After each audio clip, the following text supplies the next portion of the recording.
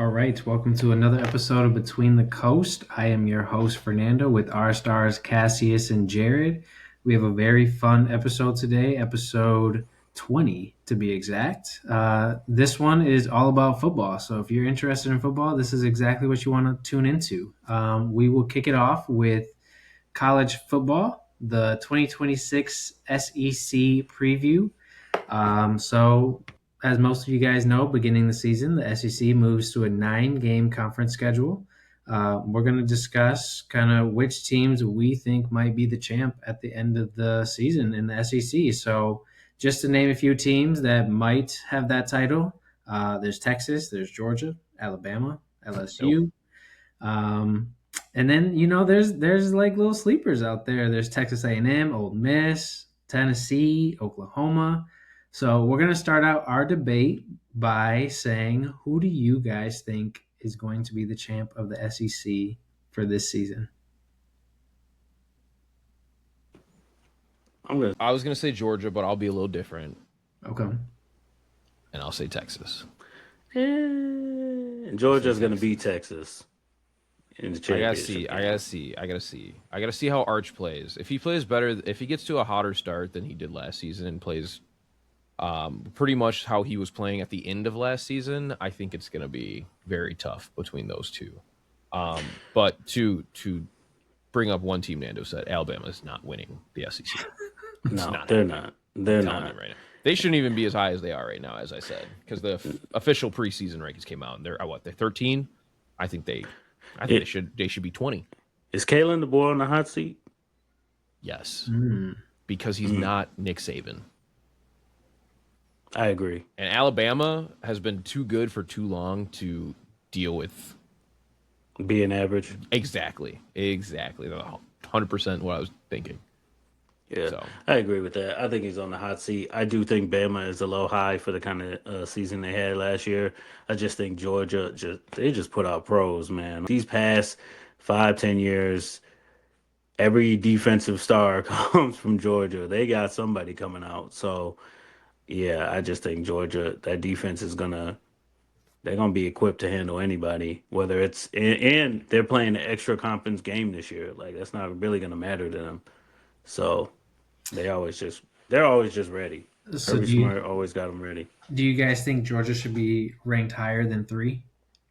Nope. I mean, Ohio State, and then who's 2? Oregon. Yeah, Oregon. I mean, it's fair. And I think they got Notre Dame at 4. Yep. To me, you could flip flop 2 and 3 if you want to. Okay. I would honestly say you could probably put Georgia at 2 at the start of the season, just because my Oregon Ducks, and I know it's crazy coming from me, but the Ducks had the last 2 playoff runs embarrassing losses. So I just need to see that defense is improved and that they can actually stop a team like that Georgia and Ohio State has proven they can. And yeah, I would say that you could definitely put Georgia at 2. Yeah, I heard something on ESPN radio that was talking about how every preseason number 1 for the past 20 years, they haven't won the national championship. So sorry, Nando. Just throwing that out there. I like that. That means Oregon's got a chance. Well, what do you guys think? How well of a season is LSU going to have? I like LSU's chances this season. I think that they'll be probably that team that we don't expect competing for the SEC championship, but doesn't get it, but still might have a chance to get into the playoffs. I like their season this year. Their schedule looks pretty nice. For Lane Kiffin's a damn good coach. They do have a nice schedule. They do have a nice team. I mean, they're fired up because they got Lane Kiffin, but I'm also still like seeing them coming out of nowhere and winning the SEC. I don't see that. I could see them getting into the playoff. I don't think they're going to win the SEC. Cassius seems confident enough to call it. I don't think they're going to win the SEC. I think there will be one of those top 3 teams competing, which I think is Texas and Georgia are the other 2. So those are my 3 teams that I think will come out of the SEC on top. Okay. So it sounds You think they're going to be better than Ole Miss? I do. I just don't see Ole Miss repeating. I mean, I'm actually looking at their schedule now. They got a lot of people that came back. They do, but and they were playing hot even once Lane left. So it's going to be an interesting season for them. They start at Louisville. It's not an easy place to play. The LSU 2 weeks later, then Florida, which I know they're not ranked, but Florida always somehow beats one of these teams. Then Vanderbilt, Missouri, Texas, Auburn, Georgia, Oklahoma. That's a tough stretch. Potentially just lose a couple of those, and then that's all it takes. Do you think they'll still make the playoff? This season, I don't think that they'll make it. I think there's too many teams, not between the Big Ten, and I can tell you right now who I think. I don't think Alabama's going to get in. I don't think they will get in again, and then he will get fired. Florida's not going to get in. Auburn's not going to get in. I pretty much have Georgia, LSU, Texas. I think Texas A&M. No. And ready? Are you ready? And I think Tennessee will get in because their schedule is pretty good. So you got five teams out of the SEC making it. They got rid of a QB that was trying to exploit them for more money, and then they became good. There's no way. No, but then he decided not to come back. That was on him. They cut it. They straight up was just like, we're not paying you more money, and they did make the playoffs after they got dog walked by Ohio State in the shoe. We'll see what happens. Listen, man, and he went to, where'd he go? UCLA. And they were ass, and then they started balling out. That's why I'm like, no, Tennessee's not getting in. Ammon's going to blow it at the last minute like they usually do. I will not be gaslit. Okay. What about, you guys haven't talked about Oklahoma. I'm glad you agree. Are they going to have a good season? Oklahoma being on Ole Miss schedule, Oklahoma, they're one of those teams, they'll steal a game. He's right about that. They'll steal a game. But I don't see them getting in now. Who's that quarterback now? Oh.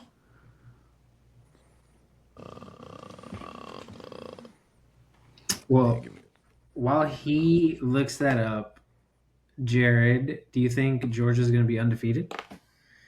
Nope. Well, going into the playoffs, do you think they'll be undefeated?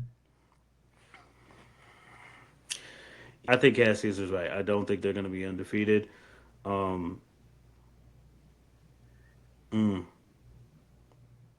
I mean, my prediction, I think Georgia will win the SEC. It's between them and Texas, and I think both might have one loss. They're going to lose. Cassius is going to hate me for this, but I don't care. They're going to lose to either Ole Miss or Alabama. Oof, okay. You're crazy if you they're think going to lose one of those games. Alabama's going to beat them this year. There's no way. That's the game I have them winning, for sure. Is that game home? It's at Alabama. Okay. Bro. It's John Mateer. Mateer. Mateer. Oh.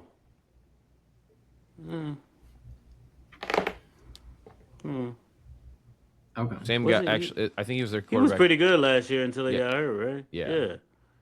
Well, he had 14 touchdowns and 11 interceptions in 12 games. Yeah, but he played all 12. He played all 12. He went from 29 touchdowns and 7 interceptions to 14 touchdowns and 11 interceptions, and ran for 8, even though he ran for 15 the year before. So, gotta do better this year, bud. Well, Cassius, I'm going to ask you the same question that I asked Jared. Do you think Georgia can be undefeated going into the playoffs? I already said no. Who you got them losing to? You got them losing to Florida, don't you? Why would you think Florida would be the first team I have them losing to? I mean, it's either going to be Florida, Oklahoma. I don't think you're going to pick Missouri. You're not going to pick Missouri. I have Ole Miss, as you said, as being a sneaky one. I know how you said Florida. I was thinking Auburn would be a weird one that comes out of nowhere. But I just don't see them losing to Alabama. I can see them losing to Oklahoma, not Alabama. South Carolina might even get one. Hell no. That's the one I wanted to gaslight you with. It worked.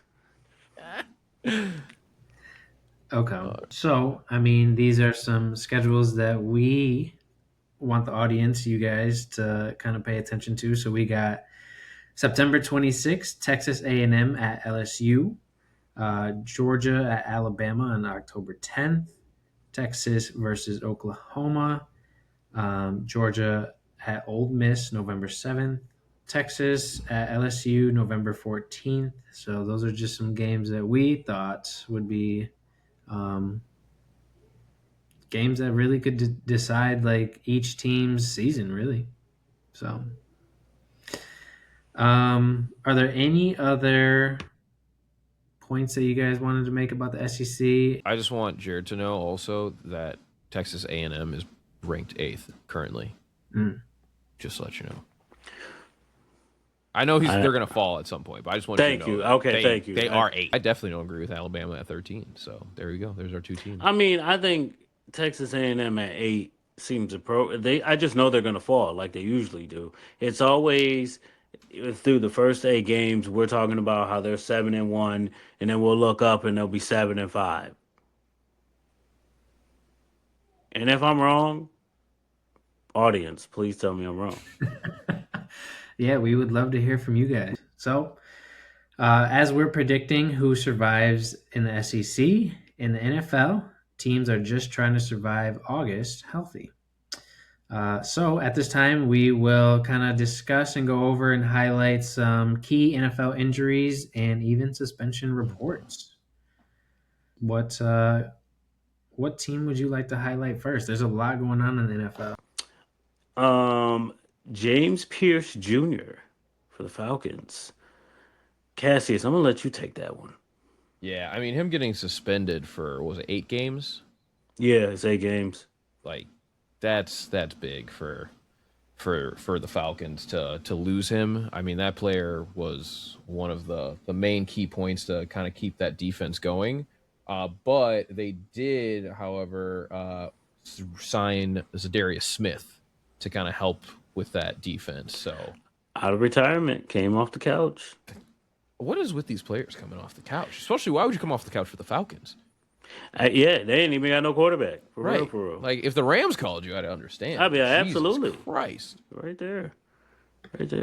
So, Cassius, I know you want to talk about the positive Bears injury news. I don't know how it's positive, but you say Ozzy Trapello, one of our linemen who was basically supposed to be out for way longer, is now already off the PUP list. So he will be back to help strengthen that offensive line. See, positive. That was a positive. Tyson Bagent, though, got a little bit of a hamstring issue, which is fine. He's, our backup and will stay that way, but he's a damn good backup. We love that guy. More of a bigger issue on the other side of the NFC North with the Vikings.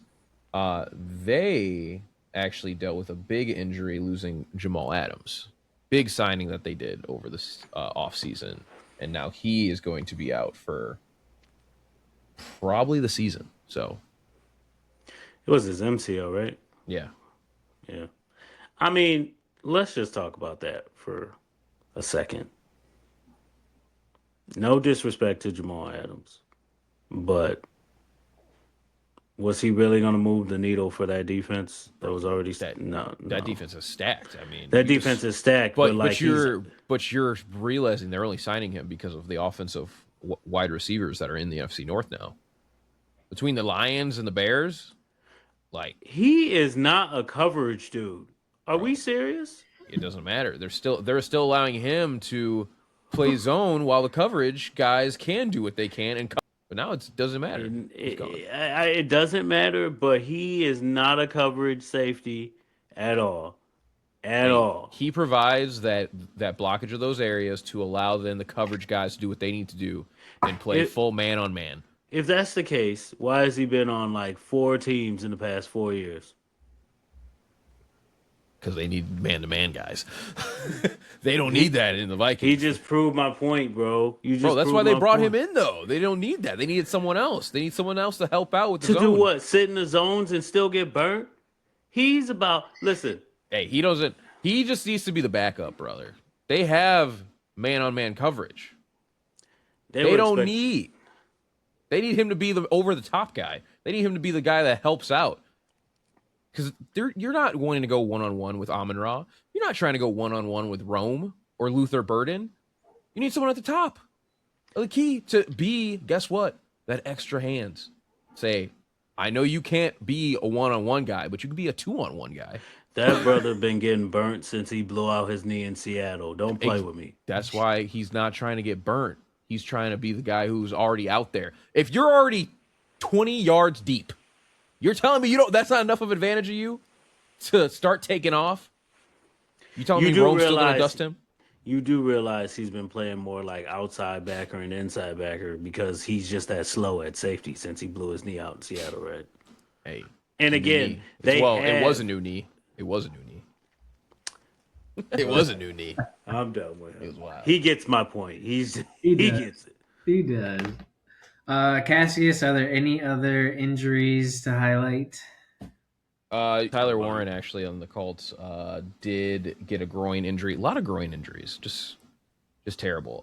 That one does hurt, but it looks like he'll be back. The issue is a lot of these players are going to be back for the beginning of the season. Kyle Monungai actually was another player for the Bears, running back 2 method, but they said he'll be back for the first week. Again, Breece Hall, groin injury, out till the first week. Jeremiah Love, not all of these places have turf, but Jeremiah Love also looked incredible first preseason game that he played. But yeah, also out till the first week of the regular season. So I think there's just a lot of injuries, which kind of just brings up the point of our players' off seasons not being spent the way that they used to, or how maybe they should to be better. And that's your off season, expend it how you want, but there's something that isn't lining up correctly, whether it's OTAs or training camp or their off season regimen, that just is allowing these players just not to stay healthy, which is just crazy. I mean, most of the 49ers are still hurt, except for Stribling, who looked great. But yeah, Evans is dealing with a groin injury. CMC is dealing with a little bit of an injury. They're keeping him off the field. Of course, Kittle's trying to make his way back from his pre-existing injury, so they're hoping he's ready for week 1, but probably not. But yeah. There is one more player that we forgot to talk about, and that was Alvin Kamara. It's a little hurting on that offense, but I don't know if it's a game changer for them because he's already lost a few of his steps. I guess it really just depends on if he's made any things to look a little healthier. But how old is he? Is he 29? He lost a few of his steps, or that line got bad. The line was worse. It's better now. I think last season I had him. I don't think he looked as great as he could, even after the quarterback started playing better. The first beginning half of the season was terrible for him because they had inadequate quarterback play. That no one was getting him the ball. He was literally there using him as just a running back, which isn't his play style at all. But wasn't he unhealthy at the end of last season? I thought he got hurt at the end too. He was dealing with towards the end. Actually, towards the end he did get hurt. So that's my point. They weren't using him right, and then he got hurt, and now he's hurt again. And that line was ass. And he's older. I think this team's going to be a little bit better, but now Tyson's out. He's dealing with an injury. If anything, jumping into the fantasy world, that just I think brings Travis Etienne to basically probably take over a lot of those carries. So, for the people that don't know, it's Etienne. That's who he's referring to. But it's Etienne is how he wants to be referred to. So listen, bro, we've been calling him Etienne for 8 years. I know, but now everyone is saying it the correct way, so we all have to follow suit, and that's how he wants to say it. If they say it like that on the broadcast, we have to say it like that, and they already did. You won't even say Micah Parsons' name right. I don't like him. Oh my God. He's a Packer. What do you want from me? All right. So at this time, we're going to discuss the week 1 preseason, just like a quick little recap. One player that you talked about was Jeremiah Love. How'd you guys think he looked in week 1 before he got injured? I think he looked like a mini AP. Little Manny Peterson. He did. But I was going to say, it's funny, we talked about how Jeremiah Love is the perfect prototype that does all three things, which is catching the ball, running the ball, and what's the third thing, Jared? Blocking, which we saw Tyrone Tracy could not do because Jackson Dart got lit up in his first preseason game, and it was tragic because he had to go into the blue medical tent, and Harbaugh was pissed because that's why they signed Najee Harris, probably one of the best blocking running backs in the game right now. So I think it showed a lot of things to be needed on a lot of these teams. Bears looked great. Case Keenum looked like he was ready to jump back on the field. 34-10. That's how you show out. Browns still look terrible with both quarterbacks. Deshaun Watson should probably quit. And yeah. Deshaun not going to quit. The Browns are probably going to start Shador and then move to Dylan Gabriel. They should. Well, they should not do that. They should not do that. They're going to. And Dylan's going to be gone. And they're going to come up with the other guy. They have a fourth quarterback on the roster. Listen, yeah, who knows? But I mean, the only notable news, Love, he does look like Adrian Peterson. They played him a little too much because he got a high ankle sprain now. But I mean, we know what he's going to be if they get that line together. That's going to be nasty. So, okay. Any other notable names you guys want to discuss really fast before we focus more in on the NFC North? Keenan Allen got signed by the Colts. That was another interesting signing. I think that's a good signing for Danny Dime. He's a don't call him that. What, Danny Dimes? he's a stretch the field wide receiver. I mean, that dude's all volume. So I think that's a great pickup for them, especially with the Colts dealing with Alec Pierce injury. Josh Downs got a little banged up, but they said he's fine. So again, it's just injury central pretty much everywhere you look. Chuba Hubbard might be dealing with an injury, which might give Jonathan Brooks starter reps. So we'll see. Keep an eye on your players for your teams and for fantasy purposes. So I agree. We'll start with the Bears. Cassius, what's going on with their preseason check-in? I mean, like I said, 34-10 win. They look strong for as you could with a lot of the starters not playing. I think the Kyle Monangai news is a little worrying, but I think that he'll get back to efficiency. One of the most surprising things I think we touched on it before is the news coming out of camp is that DeAndre Swift is having the best camp of any of the players right now, and that's from head to toe. Ben Johnson loves that news. See, I knew you were gonna do it. You're just such a hater. But yeah, I think the Ozzy Trapello news, like I said, definitely helps a lot. We did not think we were going to get him back, and just being able to bolster that offensive line always helps, especially because I think he was a strong developmental player that we can add a lot to. I really am more interested in what the defense looks like once we start getting those true kind of at least a quarter of starters to face each other.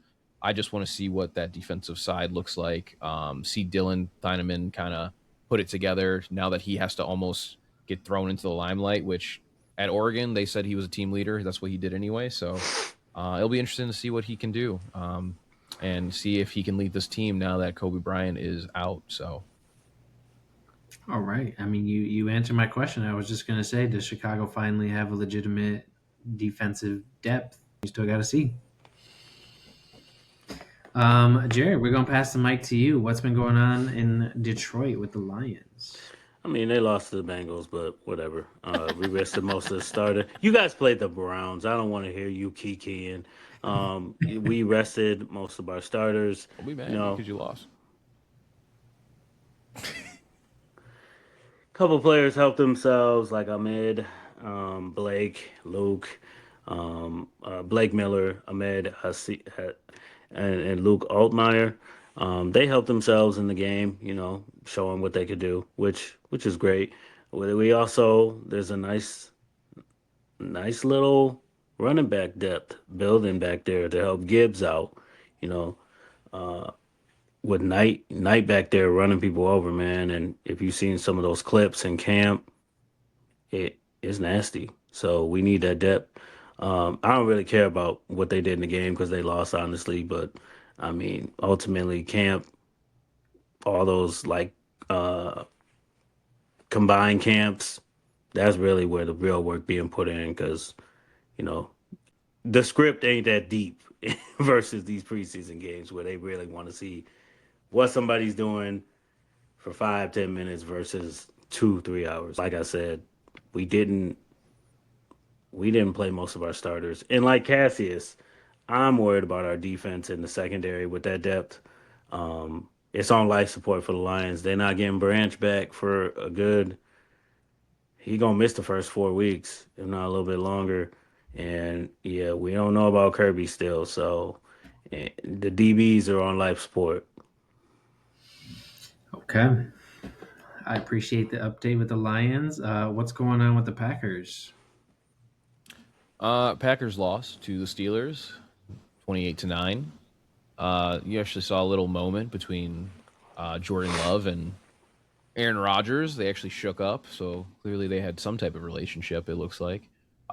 Pretty much just a game to see what they have in the backfield. I think the Packers' biggest concern right now is, again, can their wide receivers stay healthy? Now that Romeo Doubs has moved on and joined the Patriots. So they now have to have Christian Watson, who they paid big money to step up and be the one. Or is it Jaden Reed, who I've always been a fan of, but they've never given him the responsibility and they've kept him that slot guy. And then, of course, you got the rookie in Golden, who they spent that first round pick on. And we'll see if it translates this season now that there's less mouths to feed. Datavian Wicks also left. But yeah, I think the biggest concern right now for them is the run game. Do you have confidence that that Josh Jacobs will stay healthy because he's dealing with a bit of an injury, and that he won't face legal problems and be out for 4 to 8 games potentially? They're not suspending him that long, brother. They're not. They're not. They're going to spend him longer than they're going to suspend Puka. All Puka did was bite someone on the butt cheek. All right, that's 2 games. That's 2 to 4 games max. Josh Jacobs was caught on video, put in hands. All right, he's getting 8 games, brother, and then he's gonna get jail time, probably. We'll see how good his Wisconsin lawyer is, but he's in Wisconsin. You're forgetting that. Never mind. That's true. Green Bay, though, you never know. They might. That's why I said Green Bay. Green Bay, like legitimately. That's why I'm like, it ain't going down like that, bro. Watch it be like 4 games. I can see 4. But NFL makes the decision, not Green Bay. That's what I'm saying. Like, he may not get the sentencing, he may not go to jail, but he gonna get 8 games. Goodell be inconsistent as hell. He's still gonna get games. Goodell be inconsistent as hell, don't he? If Puka gets more games, yes I will agree with you. Okay. That's what I said. 2 My games. guess is 2 games. It's 2 I games. can see the 4. I don't see the 8. And what happens is if he gets 8, they appeal it, and then they meet in the middle. Okay, 6. Well, that Rashee Rice last appealed, and they've been trying to get tougher. They're like, Rashee Rice is historically done dumbass shit, though. To your point. Don't they all? Listen, man, I'm just saying. And Rashee Rice, the amount of shit Rashee Rice has done. Listen, if this is the case, Henry Ruggs needs to be back in the league the minute that shit is over. Like, I'm dead ass. So, I mean, that's why I'm like, Goodell is inconsistent. I do see your point, but you brought up Rashee Rice, and that just opened the floodgates for a conversation for real. I get it. So, I think that's the issue is that you're worried about who's running that running that backfield now because Marshawn Lloyd, didn't stay healthy last season. You don't have confidence in that. They're gonna air it out. If he's out 8 games, like you said, 6. If he's out 8 to 6, 6 after the appeal. Yeah, they gonna air it out. They gonna say, Jordan, go ahead, throw it around the lot 50-something times. It don't matter. That's what's gonna happen. Okay, and to round out the NFC North, what's been going on with the Vikings? I mean, Kyle, you didn't mention Mika. I just realized that during your Packers segment. Bro, we already know he's going to be out for... I was just wanting you to mention all the heavy hitters. That was it. I don't need to mention him because he's not even thinkable till at least week 7, what it sounds like. When they play the Bears? Week 2. Oh, damn. Or I lied. Okay. I lied. No, I lied. Week 5? Okay. 4. Oh no, I was right. Week 5 they play the Bears. He won't be back because they asked if he'd be back for week 6 against the Cowboys. And he said that seemed very optimistic. So I don't even think he'd be back for week 8, which right after the Cowboys, guess who he plays? The Lions. So they need him back. That's where I'm like, their first 3 games they should win. Vikings, Jets, Falcons. Then they face the Bucks. Vita Vea just re-signed. Extension. He's staying for a year. They locked him back up. That defense should look better this year as long as everyone stays healthy on both sides of the ball. Then they face the Bears. We're hoping for a win. That one is at home for Packers.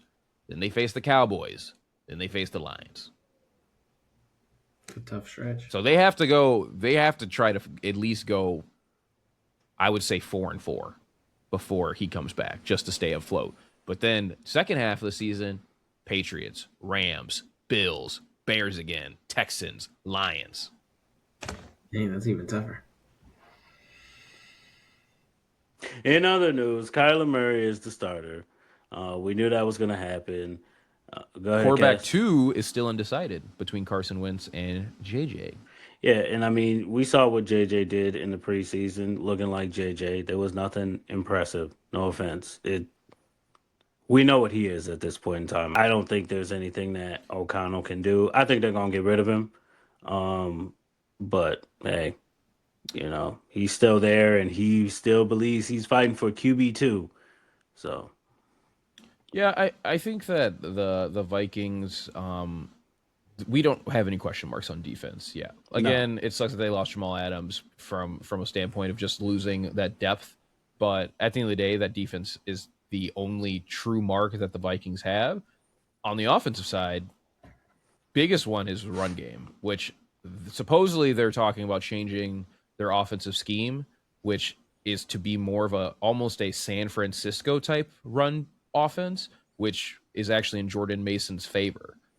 He's the smaller or faster, lighter guy who has more youth under his belt, and I just don't think Aaron Jones can carry the title of running back 1 anymore. Unfortunately, I think he could still be that guy who gets you the touchdown at the end of the day, like Kareem Hunt, just barrel it into the end zone. But I think the run game is the biggest question mark for them, because honestly, Kyler Murray should have no issue getting these people the ball. They have, honestly, I think the Vikings have a very underrated wide receiver group. That wide receiver group is elite. You have Justin Jefferson. Get him the ball. That's the only answer you should have for your offense this season. You have Jordan Addison, who hasn't done anything stupid yet, crazily this season, but incredible talent. You just jinxed him. And then you got Juwan Jennings.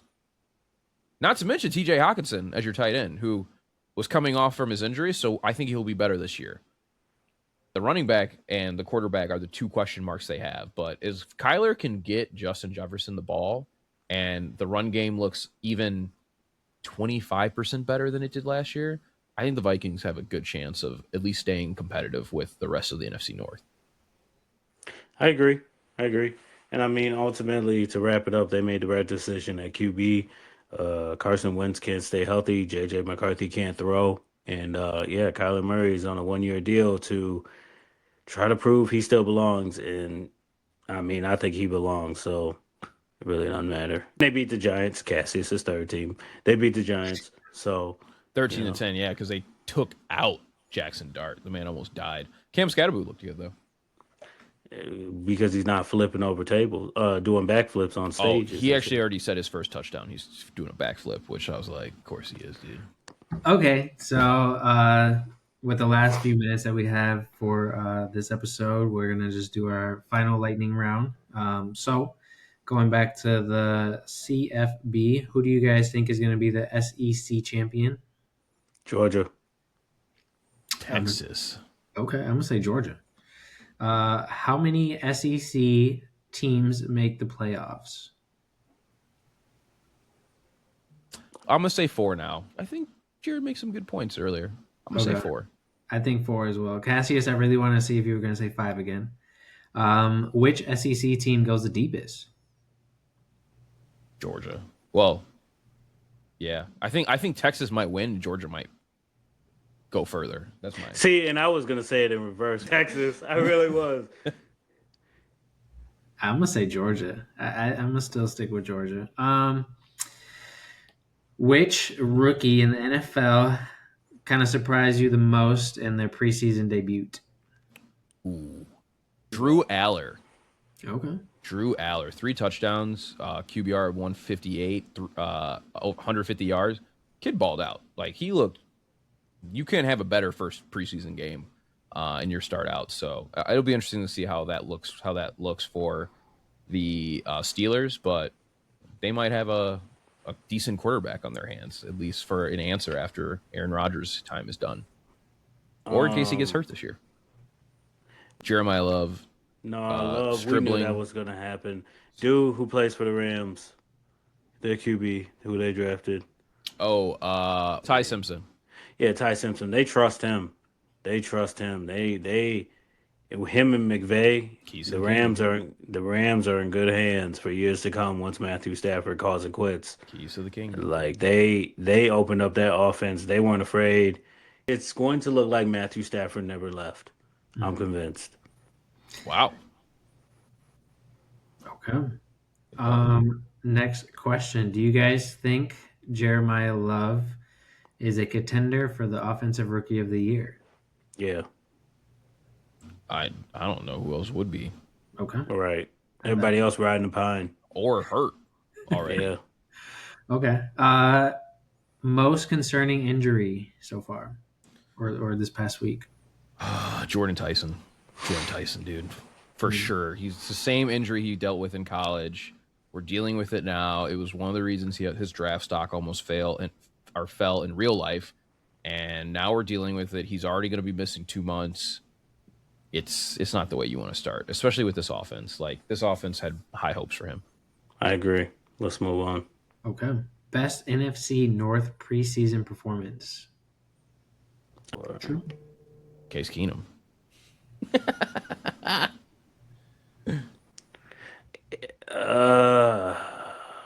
I guess. First off, aren't they talking about get rid of the preseason in general? Like, we could talk about that next week, but I think it's a terrible idea. They're only talking about that because they're talking about how players keep getting injured. But the issue is if you don't have a preseason and you jump straight into the season, they're going to make the season longer.